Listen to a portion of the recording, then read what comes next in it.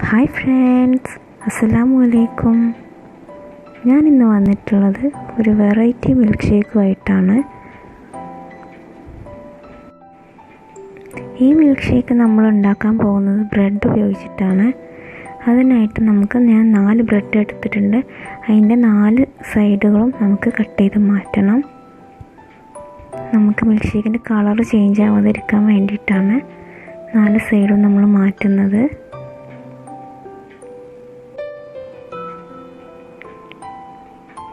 ഇനി നമുക്കിത് മിക്സിയുടെ ജാറിലോട്ട് ഇട്ടിട്ട് ജസ്റ്റ് ഒന്ന് പൊടിച്ചിട്ടെടുക്കണം.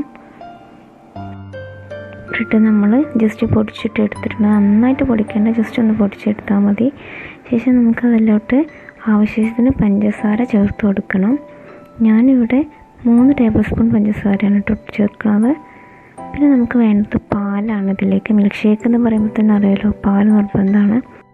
ഞാനിവിടെ എടുത്തിട്ടുള്ളത് 3 ഗ്ലാസ് പാലാണ് ഇതിലോട്ടായിട്ട് എടുത്തിട്ടുള്ളത്.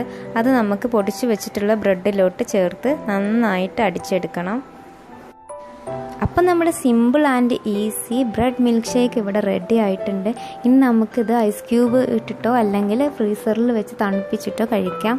നല്ല ടേസ്റ്റിയാണ്. പിന്നെ വളരെ സിമ്പിളായിട്ടും ചെയ്യാൻ കഴിയുന്ന ഒരു മിൽക്ക് ഷേക്കാണ്. അപ്പോൾ എല്ലാവരും ട്രൈ ചെയ്ത് നോക്കണം.